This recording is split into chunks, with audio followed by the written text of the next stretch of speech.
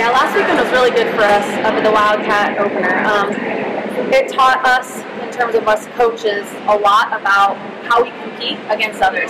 We've been competing really, really hard, high standards, everything all out in our own gym. But really, you need something else to kind of see where you are and make sure that you're doing the right things. It also tells us a lot about what we do kind of in the face of adversity. That first match we were behind a little bit, and it was really great to see us turn it around, to see kind of our our fight coming out. It's nice we get a couple of our opponents again right after we played them. It gives us a chance to really work on some of the things we need to. One of them being really terminating the ball. We've been playing with the lineup a little bit, seeing who's going to kind of come up and be that L1 position. And it's really been helpful to us to come back in our gym, get up at 4:35 a.m., get in the gym early, and work out those few things. Specifically, we have a lot of attempts. We have the same number of attempts, a lot of times the same number of errors, but we're not terminating the ball. We're not attacking. We're not going for blood per se.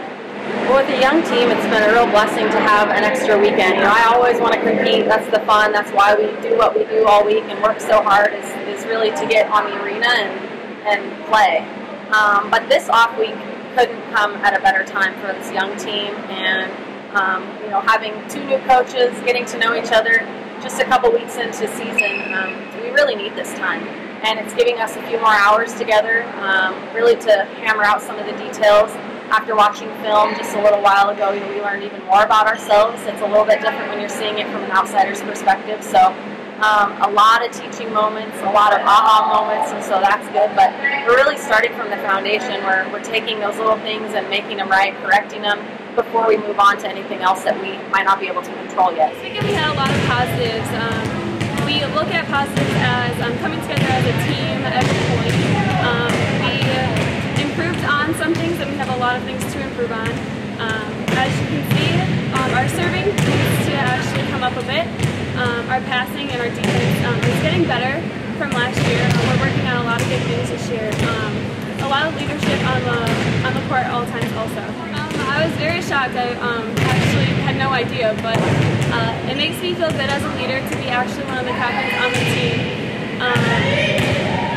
Having the leadership role, being positive at all times, whatever happens on the outcome, you still have to, talk to your team and do good things in practice and all that stuff. Being a setter and a hitter is a lot of work. It doesn't really put a lot of pressure on myself. I'm used to it. But, once I get the ball from the setter, I try to put it down every time. I try to find the holes. I try to do anything I can to get a point. Being a setter, also kind of like being a quarterback on a football team. You're running the court all the time. You run the plays left and right. You tell people, what they're hitting. So it's a big role, but I love it. Yeah, it's really hard to split Janelle's time because she's such a strong hitter and she's such a strong leader in the setting position. We're still going to develop her position because it's such a rare position. She's a strong attacker. She's a very smart and strategic setter. So if we can really find a way to use those abilities all the way around, we'll do that. But something that we're looking at is really getting Taylor into the mix on the right side there. She's a nice 6'1", 6'2" blocker. She has great blocking hands, so you might see some changes there. Leadership-wise, I don't want to take Janelle off the court. She's somebody that we really get our energy from, our leadership from. She does a great job at really directing the court.